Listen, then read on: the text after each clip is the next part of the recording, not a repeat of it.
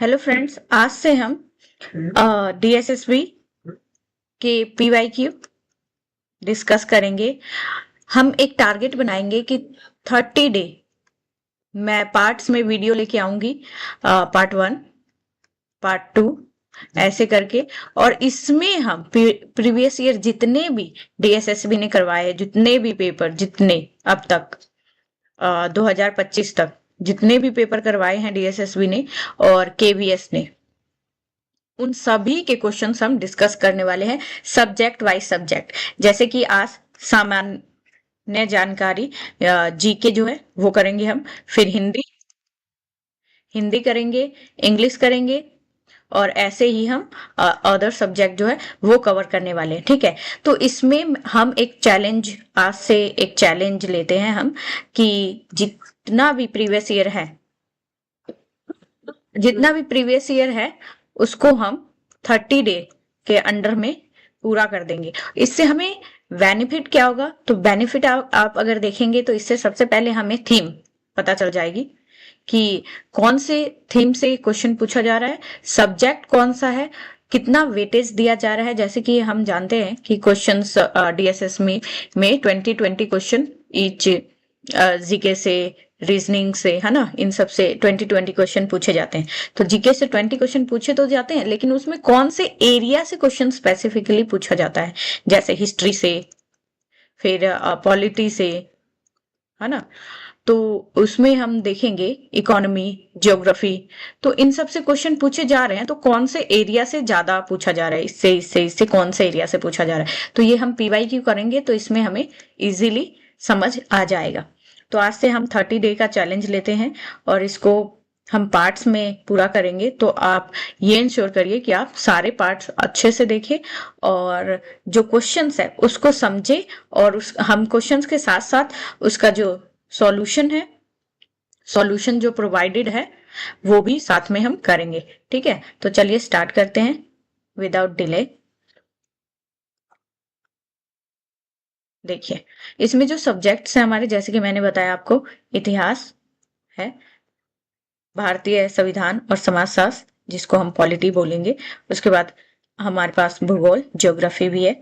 तो ये सारे क्वेश्चंस हैं हमारे, इन सब एरिया से पूछे जाएंगे, भारत भूगोल से, अर्थशास्त्र से, सभी से। ठीक है, तो इसमें हम डीएसएसबी में देखते हैं पीआरटी जितने भी है, टीजीटी जितने भी है, इन सभी के क्वेश्चंस जितने पूछे जाते हैं 2020 एरिया वाइज पूछे जाते हैं, वो सब हम इसमें कवर करने वाले। तो चलिए विदाउट डिले हम स्टार्ट करते हैं। क्योंकि हम क्वेश्चन डिस्कस करें तो इसका आंसर भी हम साथ में डिस्कस करेंगे। फर्स्ट क्वेश्चन है हमारा, निम्नलिखित में से कौन सा भारत का एक पूरा पाषाण स्थल नहीं है? नहीं है पे जोर देना है। भीम बेडका का गुफा, हुंसगी गुफा, कुरनूल गुफा, बारावार गुफा। तो आप देखेंगे बारावार हिस्ट्री में ये मौर्यन काल का है, तो ये पूरा पाषाण में तो नहीं आएगा। ठीक है, तो ये हमारा आंसर हो जाएगा डी। अब देखते हैं, बारावार गुफा बिहार के गया जिले में है। इस गुफा का निर्माण चट्टानों को काटकर किया गया है।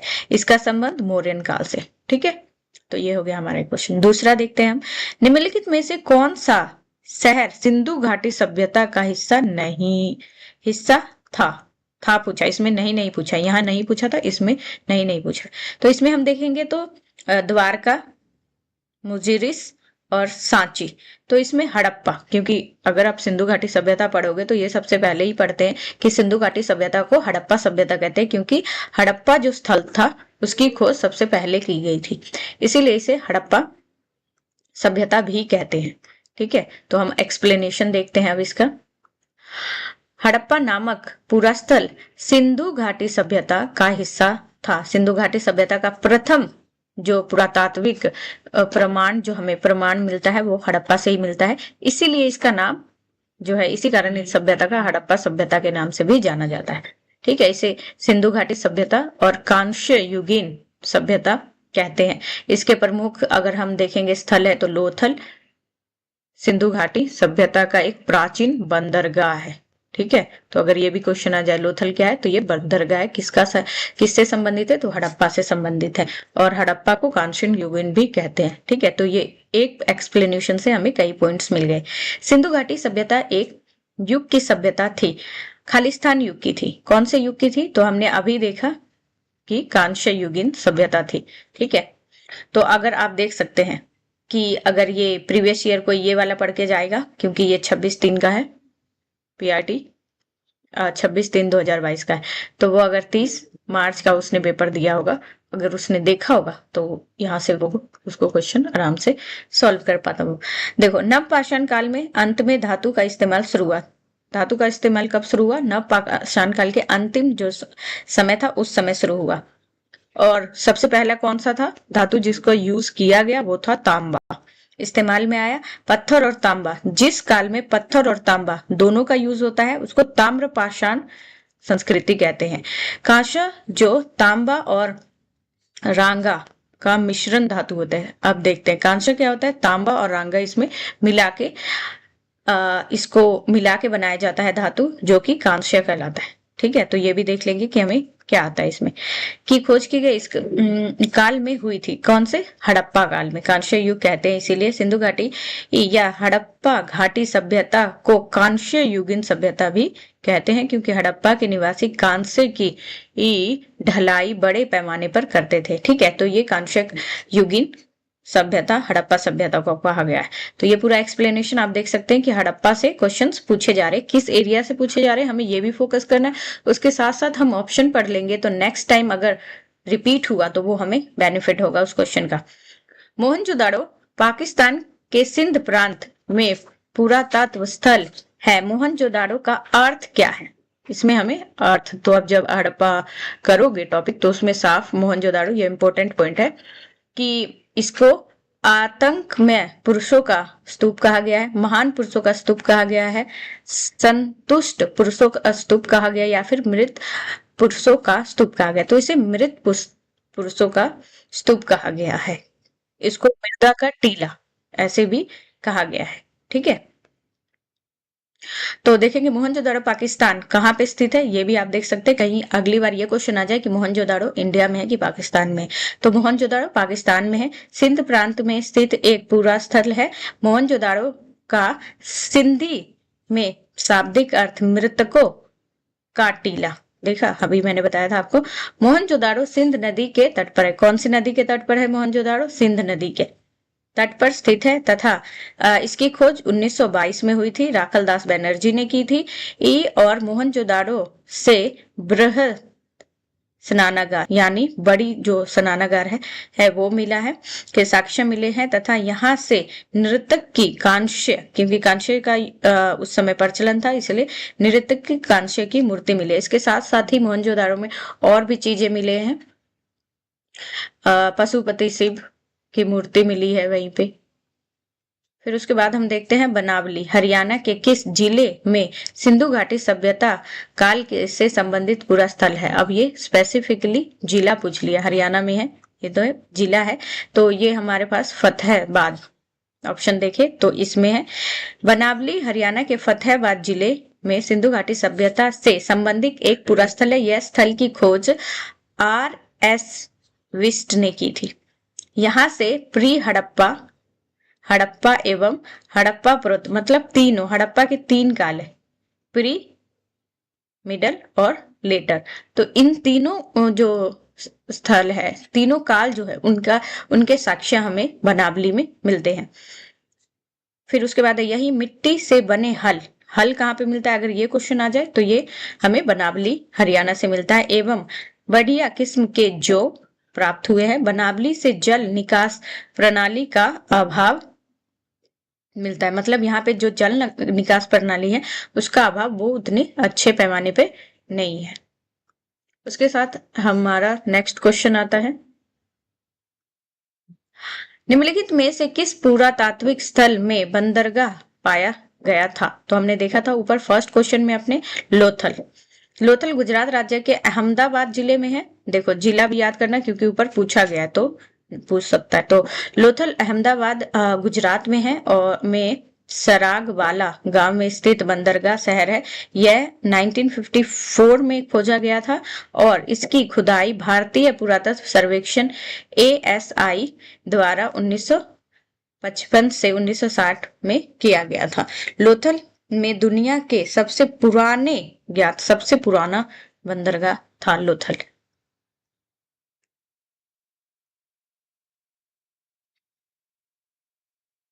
निम्नलिखित में से कहाँ पहली बार सिंधु घाटी सभ्यता की खोज की गई थी? तो हमने देखा हड़प्पा, क्योंकि इसी के ऊपर इसका नाम हड़प्पा पड़ा। ठीक है, ये KBS में, देखो KBS का क्वेश्चन है ये। तो अगर ये हम DSSB में इसका प्रीवियस ईयर कर ले तो ये हम सॉल्व कर पाते हैं। ये क्योंकि मैंने हड़प्पा के बारे में बता दिया है, फिर भी हम इसका एक्सप्लेनेशन फटाफट पढ़ लेते हैं। सिंधु घाटी सभ्यता का विस्तार पूर्ण हरियाणा, राजस्थान तथा गुजरात के से आरंभ होकर पश्चिम के मकरान तट तक 1921 के दयाराम साहनी, 1922 में राखलदास बनर्जी ने हड़प्पा को खोजा। फिर उसके बाद मोहनजोदाड़ो की खोज की गई, पाकिस्तान में हुई है। और इस सभ्यता के प्रमुख स्थल अगर आप देखें तो रंगपुर गुजरात में है, चन्हुदाड़ो, सुरकोटदा, मांडा, रोपड़, कालीबंगन, बनावली हमने देखा। ठीक है, उसके बाद हम देखते हैं सिंधु घाटी सभ्यता का बंदरगाह शहर कौन सा है। देखो KBS में फिर से आया, KBS में आया हुआ था, ऊपर हमने देखा था यही क्वेश्चन था, तो ये हमारा लोथल होगा। ठीक है, तो प्रीवियस ईयर क्वेश्चन के बहुत फायदे होते हैं क्योंकि रिपीटेड होते हैं क्वेश्चंस। फिर उसके बाद क्वेश्चन नहीं तो थीम जरूर रिपीट होगा। निम्नलिखित में से पहला स्थल कौन सा था जहां सिंधु घाटी सभ्यता की खोज? देखो फिर से वही क्वेश्चन, हड़प्पा। ठीक है, अब फटाफट में एक्सप्लेनेशन देखते हैं। सिंधु घाटी सभ्यता 2500 से 1700 ईसा पूर्व विश्व की प्राचीन नदी घाटी सभ्यता में से एक प्रमुख सभ्यता थी। यह हड़प्पा सभ्यता और सेंधव सभ्यता के नाम से प्रचलित था। जैसे हमने हड़प्पा तो देख लिया, लेकिन इसको सेंधव सभ्यता भी कहते हैं। इसका विकास सिंधु नदी के किनारे हुआ। मोहनजोदाड़ो, कालीबंगन, लोथल, धोलावीरा, राखीगढ़ी, हड़प्पा इसके प्रमुख केंद्र है। और इनमें से हड़प्पा सिंधु घाटी सभ्यता का प्रथम स्थल था जहां से सैंधव सभ्यता के संबंध में प्रथम जानकारी प्राप्त हुई। यह पाकिस्तान के पंजाब प्रांत में मांट गोमरी जिला देख लो, मांट गोमरी जिले, रावी नदी। हमने देखा था कि मोहनजोदाड़ो सिंधु नदी के किनारे है, लेकिन हड़प्पा कौन सी नदी के किनारे बसा था? तो रावी नदी के किनारे स्थित है। इसकी खोज 1921 में राय बहादुर दयाराम साहनी ने की थी। ठीक है, सभ्यता का उप महाद्वीपीय में लगभग 1000 काली बस्तियों की खोज की गई। तो ये है इंपॉर्टेंट है, ये मैंने इसलिए आपको एक्सप्लेनेशन पढ़ाया कि आगे क्वेश्चन रिपीट हो सकते हैं। निम्नलिखित में से सिंधु घाटी सभ्यता स्थलों में से महान स्नानागार कहाँ पाया गया? तो हमने ऊपर देखा था महान स्नानागार कहाँ पाया गया था? मोहनजोदाड़ो में। ठीक है, एक्सप्लेनेशन हम देखते हैं अब इसका। सिंधु घाटी सभ्यता के विश्व के प्राचीन नदी घाटी सभ्यता थी और इसमें हड़प्पा सभ्यता के नाम से सेम है, हमने पूछा था। इसके जो इम्पोर्टेंट स्थल है वो भी है मोहनजोदाड़ो प्राप्त। ये देख लेना आप कि मोहनजोदाड़ो जो है वो सबसे महत्वपूर्ण सामाजिक स्थल था। और यह कितना लंबा था? जो स्नानागार है 11.88 मीटर, 700 ये और इतना। ये देख सकते हैं कि अगर हम इतना भी डिटेल में जाने की जरूरत नहीं है, लेकिन थोड़ा सा ये कि आगे चल के अगर पूछा जाए तो उसमें काम आएगा।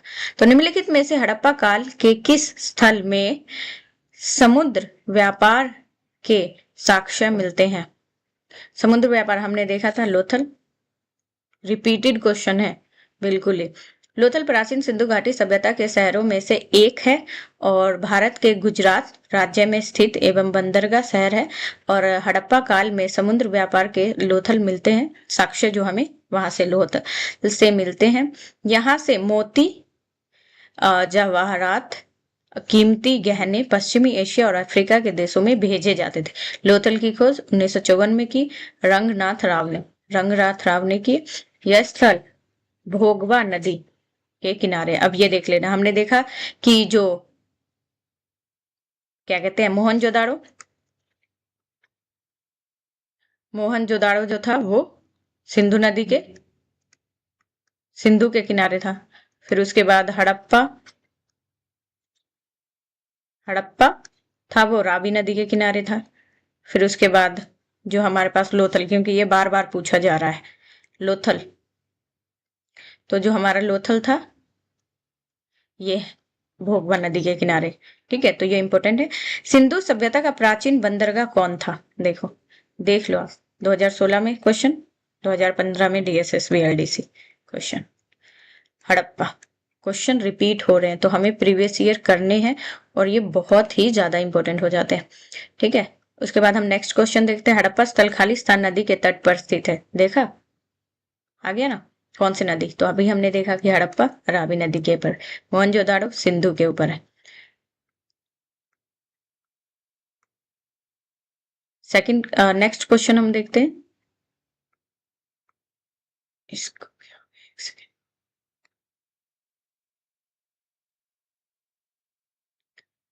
हाँ, तो नेक्स्ट क्वेश्चन अगर हम देखें,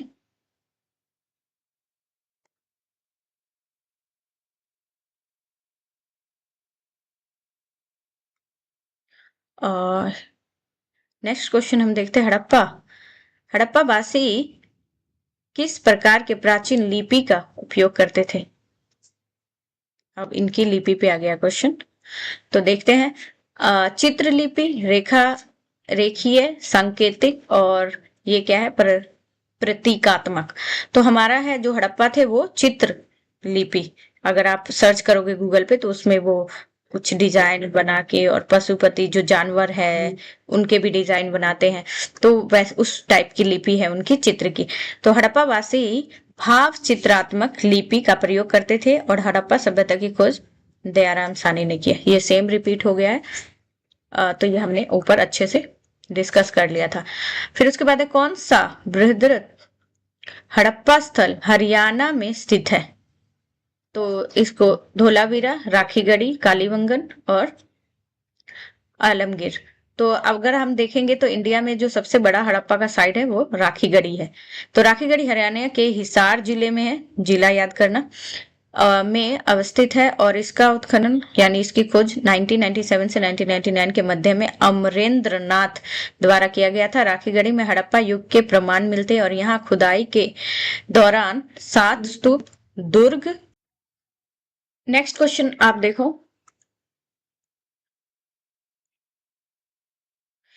नेक्स्ट क्वेश्चन हमारा है भारतीय का नाम जो मोहनजोदाड़ो की खोज के साथ जुड़ा है। मतलब मोहनजोदाड़ो का खोज किस भारतीय ने किया था? तो RD. Banerjee, RD. Chatterjee, W.C. Banerjee और S.N. बैनर्जी। तो इसमें हमने साफ ऊपर देखा था आर.डी. बैनर्जी है जिन्होंने मोहनजोदाड़ो की खोज 1922 में की थी। इससे पहले जो है वो क्या कहते हैं, हड़प्पा की खोज की गई थी दयाराम साहनी के द्वारा। ठीक है, तो ये हो गया। नेक्स्ट क्वेश्चन हम देखते हैं। अश्वमेध यज्ञ प्राचीन भारतीय राजाओं द्वारा अपनी शाही संप्रभुता साबित करने के लिए एक खालिस्तान की बलि थी। मतलब किसकी बलि? अश्वमेध यज्ञ में किसकी बलि दी जाती थी? तो इसमें हम देख सकते हैं कि घोड़े की। ये एक रिचुअल था प्राचीन काल में। तो उसमें जो राजा थे वो घोड़े को छोड़ देते थे, और मतलब उनको वो जो घोड़ा था दूसरे किसी राज्य में, जिस राज्य में जाके रुकता था, वो युद्ध करते थे आपस में, और उससे जो अपना वर्चस्व है राजा वो दिखाते थे। तो इसमें घोड़े, अश्वमेध किससे संबंधित है? घोड़े की बलि से। यह भारतवर्ष में एक प्रख्यात प्राचीन कालीन यज्ञ नाम था, और इस यज्ञ का योजना प्राचीन भारतीय राजाओं द्वारा अपनी शाही संप्रभुता साबित करने के लिए किया जाता था। यह एक अनुष्ठान था जो कि एक यज्ञ उल्लेख है जो वैदिक कालीन ग्रंथों और ऋग्वेदिक ब्राह्मण ग्रंथों में मिलता है। इसका आप देखेंगे तो हाँ, समुद्रगुप्त के जो सिक्के हैं उसमें भी अश्वमेध यज्ञ उसका जिक्र मिलता है। किस वेद में, अब हम ये वैदिक काल में आ गए, किस वेद में ये जो है श्वेता श्रत्रोपनिषद जो है इसकी सन्निधि की गई है? तो हम देखेंगे इस यजुर्वेद में है ये। अब इसका एक्सप्लेनेशन हम देखते हैं अच्छे से कि क्या है ये। तो आप देखेंगे श्वेता श्रुतरोपनिषय, ठीक है, ये जो है यजुर्वेद में सन्निहित है। ये प्राचीन संस्कृत पाठ है। इसमें 108 उपनिषदों के ये जो मुक्ति का सिद्धांत है, जिसमें 14वें नंबर के रूप में सूचीबद्ध किया गया है। और इस जो उपनिषद है उसमें 6 अध्याय और 113 जो मंत्र या छंद ये इसमें है निहित। रामायण खालिस्तान द्वारा लिखित एक महाकाव्य है। तो रामायण किसने लिखा ये पूछा गया है। तो वेद व्यास या फिर विश्वामित्र, वाल्मीकि और वशिष्ठ, इनमें से किसने जो है रामायण लिखा है ये हमें बताना है। तो सी है हमारा आंसर। रामायण और महाभारत भारत के प्राचीन महाकाव्य है। अगर हम देखें, ये इसमें कुछ इश्यू आ रहा है। हाँ, तो चलिए देखते हैं। इसमें जो हमारी 4वीं शताब्दी है उसमें रामायण की रचना महर्षि वाल्मीकि ने किया, ठीक है। और इसमें जो है टोटल 24,000 श्लोक है, इसीलिए इसे चतुर्विशति जो है वो चतुर्विशति शास्त्री संहिता भी कहते हैं, क्योंकि 24,000 है इसीलिए। महाभारत का संकलन महर्षि वेद व्यास, तो महाभारत किसने लिखा? वेद व्यास जी ने। और ये जो हमारा रामायण है ये हमारे वाल्मीकि जी ने लिखा, ठीक है। तो ये दोनों हमें यहाँ से ये पॉइंट लेने हैं। तो ये हो गया। इसके बाद हम नेक्स्ट क्वेश्चन देखते हैं। हमारा नेक्स्ट 20th क्वेश्चन है, भागवत गीता भारत के किस पौराणिक ग्रंथ से संबंधित है? तो ये देखेंगे हम, महाभारत से संबंधित है। भगवत गीता का संबंध पौराणिक महाकाव्य महाभारत से है। और भगवत गीता मूल्यतः महाभारत के भीष्म पर्व का अंश है। मतलब जो महाभारत का जो बहुत बड़ा जो भगवत गीता है उसका एक अंश है महाभारत। और महर्षि वेद व्यास जी ने लिखा, जो हमने ऊपर देखा। और गीता के कुल 18 अध्याय थे, जिसमें 700 श्लोक है। और इसके मुख्य रूप से ज्ञान, भक्ति, कर्म योग और मार्गों का उल्लेख किया गया है इसमें।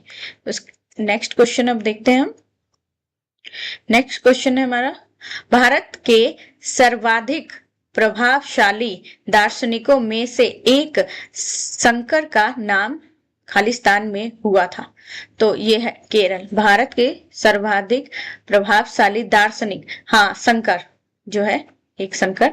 भारत के सर्वाधिक प्रभावशाली दार्शनिक एक शंकराचार्य, हाँ शंकराचार्य, ये बहुत फेमस। इन्होंने बहुत कम एज में जो है सब कुछ छोड़ के और ये जो है ज्ञान की प्राप्ति कह सकते हैं हम, या घर छोड़ के ये अपने आप को खुद को वो भक्ति के उसमें उन्होंने लीन कर लिया था बहुत कम एज में। इनका जन्म देखें हम तो 8वीं शताब्दी में हुआ था, केरल में हुआ। और वे अद्वैत वेदांत, ये इंपॉर्टेंट है, सिद्धांत को फॉलो करते थे। वो उन्हें भगवान शिव का अवतार माना जाता है। उन्हें भगवान शिव का अवतार माना जाता है, ये इंपॉर्टेंट हो सकता है।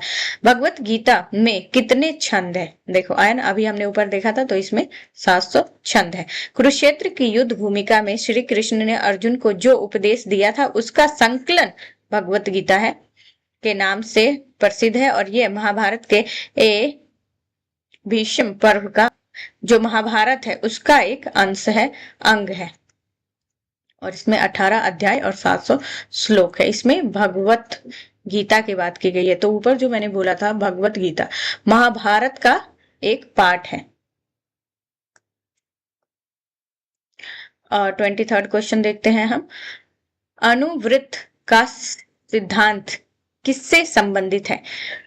महायान बौद्ध धर्म से, हीनयान बौद्ध धर्म से, जैन धर्म से, या लोकायत संप्रदाय से? तो ये हम देखते हैं कि ये जैन धर्म से संबंधित है। अनुव्रत सिद्धांत का प्रतिपादन जैन धर्म से किया गया है। जैन धर्म की 5 मुख्य शिक्षाएं हैं, सत्य, अहिंसा, अस्तेय, परिग्रह एवं ब्रह्मचर्य। ये जो लास्ट हमारे थे तीर्थंकर जैनिज्म के, उन्होंने हम ये ब्रह्मचर्य को ऐड किया था बाद में। वो अनुव्रत कहा जाता है, मतलब इन 5 सिद्धांतों को ही अनुव्रत कहा जाता है। और अगर हमें ये पता है कि ये 5 सिद्धांत है और इनको अनुव्रत कहा जाता है तो ये क्वेश्चन हम इजीली सॉल्व करेंगे। इनमें से 4 सिद्धांतों का प्रतिपादन पार्श्वनाथ द्वारा किया गया था और अंतिम का ब्रह्मचर्य का सिद्धांत का इन्होंने महावीर, जो मैंने अभी बताया आपको। उसके बाद देखते हैं बुद्ध का जन्म स्थान। 24 क्वेश्चन है हमारा। बुद्ध का जन्म स्थान कहाँ पे हुआ था? सारनाथ में, लुम्बिनी ने। इस तो आप देखोगे कि इनका जन्म लुम्बिनी में हुआ था और ये नेपाल में स्थित है। देखते हैं हम इसका एक्सप्लेनेशन। गौतम बुद्ध का जन्म कपिलवस्तु के निकट लुम्बिनी में हुआ था 563 ईस्वी में पूर्व। और शाक्य कुल, कौन सा इनका कुल था? शाक्य था। राजा शुद्धोधन के घर हुआ था। शुद्धोधन के 6 वर्षों की कठोर साधना के पश्चात बोध गया बिहार में पीपल के वृक्ष के नीचे उन्हें ज्ञान की प्राप्ति हुई और गौतम से बुद्ध बन गए। इनका नाम गौतम था, अब वो बुद्ध बन गए। उन्होंने सारनाथ में प्रथम उपदेश दिया और कुशीनगर में उन्हें महापरिनिर्वाण की प्राप्ति हुई। तो देखिए इम्पोर्टेंट जो प्लेसेस है उनका नाम है। लुम्बिनी में इनका जन्म हुआ, बोध गया में उनको ज्ञान की प्राप्ति हुई पीपल के पेड़ के नीचे, फिर उसके बाद वो बुद्ध भगवान बन गए। सारनाथ में उन्होंने अपना पहला उपदेश दिया और कुशीनगर में उनको महापरिनिर्वाण यानी उनकी मृत्यु हो गई। 25 क्वेश्चन, कौन से राज्य को बौद्ध धर्म का उद्गम स्थल माना जाता है? सिक्किम, यूपी, एमपी, तो हम देखेंगे बिहार। क्यों? क्योंकि हम देखेंगे ज्यादातर जो है, जैसे बोध गया हो गया हमारा यहाँ से, क्योंकि उनको ज्ञान की प्राप्ति हुई थी बिहार में, इसीलिए उनको बुद्ध धर्म का उद्गम बिहार स्थल जो है वो बिहार को माना जाता है। ठीक है, एक्सप्लेनेशन देखते हैं हम इसका। बिहार बौद्ध धर्म के पर्यटक स्थल, ऐतिहासिक धरोहर, आध्यात्मिक और सांस्कृतिक का केंद्र है। बिहार के प्रथम बौद्ध संगति, हाँ यहाँ देखें तो प्रथम बौद्ध संगति, फर्स्ट जो बुद्धिस्ट काउंसिल है वो बिहार के राजगीर में ही हुआ था। और द्वितीय बुद्ध जो है संगति काउंसिल वो भी बिहार में हुआ था, वैशाली में। तृतीय है पाटलिपुत्र। मतलब टोटल बुद्ध के जो है वो 4 काउंसिल हुए थे। ठीक है, उसमें से 3 जो है वो तो बिहार में हुआ और 1 जो हुआ वो चौथा वो कश्मीर में हुआ। तो इसीलिए इतना इम्पोर्टेंट है बिहार बुद्धिज्म को लेकर, इसीलिए बिहार को बौद्ध धर्म का उद्गम स्थल कहा जाता है। ठीक है, 3 ये हमें ये भी पता चल गया कि बुद्ध संगति कितनी हुई थी, टोटल 4, और उनमें से सबसे पहले जो हुआ था राजगीर में हुआ था, फिर दूसरा हुआ था वैशाली में, पाटलिपुत्र में थर्ड, और ये थर्ड इंपॉर्टेंट है पाटलिपुत्र में, ये काल राजा अशोक के टाइम पे हुआ था। निम्नलिखित में से कौन गौतम बुद्ध के समकालीन थे? देखो समकालीन बहुत इंपॉर्टेंट है ये। नागार्जुन, कनिष्क, महावीर और कौटिल्य। तो महावीर थे क्योंकि दोनों धर्म, जैन धर्म और बुद्ध धर्म एक साथ आए थे, तो उनके समकालीन थे। महावीर गौतम बुद्ध के समकालीन थे। महावीर जैन धर्म के 24वें तीर्थंकर थे। उन्होंने 6ठी शताब्दी ईसा पूर्व जैन आंदोलन को जो प्रवर्तन किया। और नागार्जुन कनिष्ठ के दरबार की महान विभूति थे तथा उनकी तुलना मार्टिन लूथर से की जाती थी। नागार्जुन थे वो कनिष्ठ के दरबार में थे और नागार्जुन को ही मार्टिन लूथर कहा जाता था। और इनके भारत का आइंस्टीन भी कहा जाता था। किसको? नागार्जुन को भारत का आइंस्टीन कहा जाता था। और कौटिल्य या विष्णुगुप्त, ये तो हमें पता है, ये प्रधानमंत्री थे और इन्होंने अर्थशास्त्र की रचना की। ये जो चंद्रगुप्त मौर्य हैं उनके समय में थे ये। नेक्स्ट क्वेश्चन देखते हैं हम। 27th क्वेश्चन है हमारा। 27th क्वेश्चन है हमारा, कौन से बौद्ध स्थल में पत्थर से तरासे शिल्प नहीं है इसने पूछा है। ठीक है, इस वर्ड पे फोकस करना है। तो नागार्जुन कोंडा ये नहीं है। अजंता आप जानते हैं केव है, कारले, नासिक, ये भी है। पत्थरों के काट कर बनाई गई स्थापत्य कला वाले प्रमुख स्थल बौद्ध स्थल है, बौद्ध स्थल ये भी पूछा इसमें। बौद्ध स्थल है अजंता, कारले, नासिक, कन्हेरी इत्यादि। जबकि नागार्जुन पत्थर के तरासे शिल्पों के तहत नहीं आता है और यह एक स्तूप है। तो नागार्जुनी क्या है? कोंडेक स्तूप है, इसको भी याद रखना है। यहाँ से एक न्यू पॉइंट मिल गया हमें। नेक्स्ट क्वेश्चन हम देखते हैं 28th क्वेश्चन। भारतीय दर्शन के स्कूल है जिन्हें सदर्शन के नाम से जाना जाता है, कौन से? तो ये 6 है। हाँ, भारतीय जो दर्शन है अगर हम देखें तो 6 है, 6 दर्शन है भारत में, जिसमें से हमारे पास है न्याय, संख्या, योग, वैशेषिक, पूर्ण मीमांसा और उत्तर मीमांसा। और इसको उत्तर मीमांसा को वेदांत दर्शन भी कहते हैं। ठीक है, तो ये हो गया 6 के नाम भी हमें याद होने चाहिए, कहीं पूछ ले। फिर उसके बाद हम देखते हैं नेक्स्ट क्वेश्चन 29। बौद्ध परिषदों की कुल संख्या 6 है।